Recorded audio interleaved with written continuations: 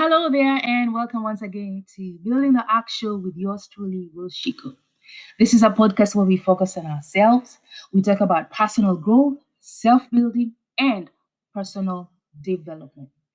Building the Ark is about hope, it's about encouragement, transformation, and living life to the fullest with purpose and intention.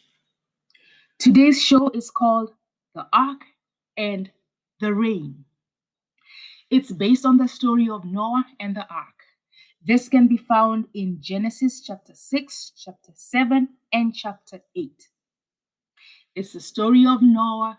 God instructed him to build an ark, basically a very huge boat, because he was going to send rain that would flood the earth and destroy everything in it.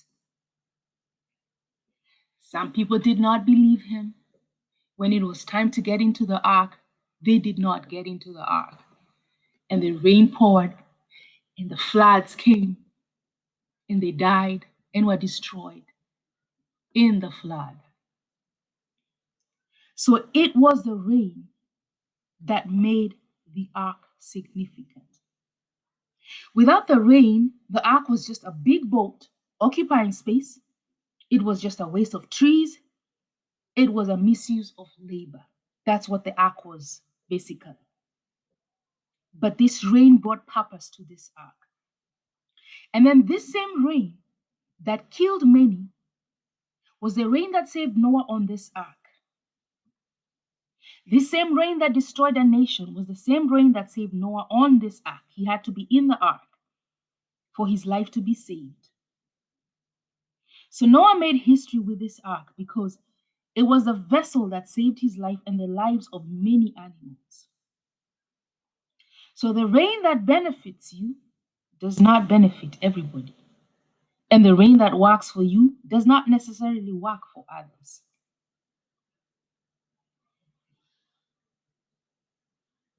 Let's call this flood a disaster.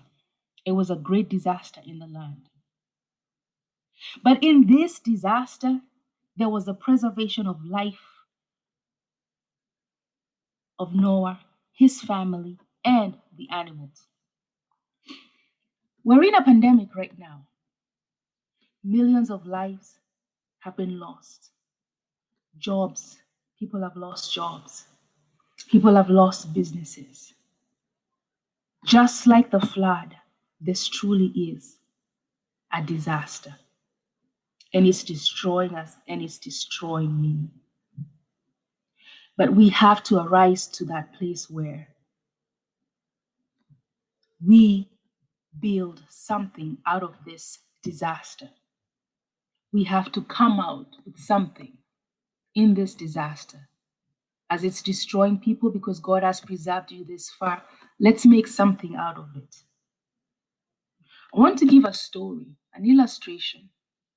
Actually, it's a real life story of something that happened years ago in my homeland, Kenya, and in the city center of Nairobi. Now, in the city center, there was this vessels. I would call them a vessel because it's not a car. And it's called mkokoteni. Basically, what this is a big wooden shopping cart with two wheels at the back. And then there's a person at the front who wheels this cart. He puts people's luggages. If it's too heavy for somebody to carry across town, you put your luggage, and then he wheels the cart, or he pulls the cart, because basically he's in the front to where you need this luggage to be. And one time there was a sewage that burst. So it was not just water, it was sewage water. So it was disgusting, it was nasty. And it was around 5 p.m. when people were getting off work, ready to go home.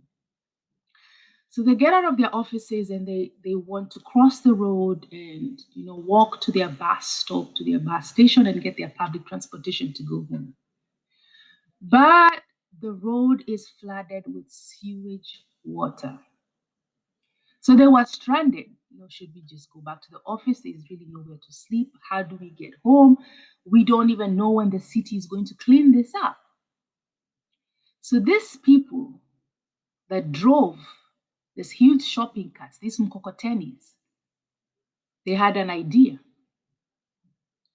They rolled up their pants and they told people, you can hop on for a fee and we'll help you cross the road. It was just a matter of crossing the road. And because these mkokoteni people, they knew that the people coming from the office were desperate. They're desperate to get home. They're dressed in their trouser suits and in their skirt suits and in their heels. They're looking good. The last thing they want is any of this water coming close to them. So they raised the price, made it so high for just a short walk across the road. But these people were desperate and they paid. So they would take a bunch of people across the road, come back and get another bunch of people. By the time these Mkokoteni people got home that day, even if they were smelling and stinking, they probably had to soak themselves in disinfectant. They had made so much money out of this situation. They took this situation and said, yes, this is nasty, this is disgusting, this is not good, but we can make something out of this. Today we can go home with a profit. So yes, we have disaster, we have a pandemic, we have issues, we have things that are not working. But you can take a situation and let it work for you, even if it's not working for others. And when you stand up to make this work, remember, people are going to say, this doesn't work. This has not been working. Many have failed trying to do this. Many have died. Many have not been able to do this because it's not working for them. But who says what's not working for them will not work for you? So it's my prayer that even in the midst of what's going on, that you will build something, you will build an ark that will find its significance, its purpose in a time like this when the world is going through a pandemic. So thank you for listening and join us again next week for another episode where we continue on this journey of personal growth and personal development. So please share, subscribe, forward the link, tell a friend, leave a comment. So stay safe out there, keep healthy, practice discipline, and keep building. Also, don't forget to buy my book on Amazon, Teach Me How to Pray by Rose Shiku. It's a book to fuel and nourish your prayer life. This is yours truly, Rose Shiku, with Building the Ark.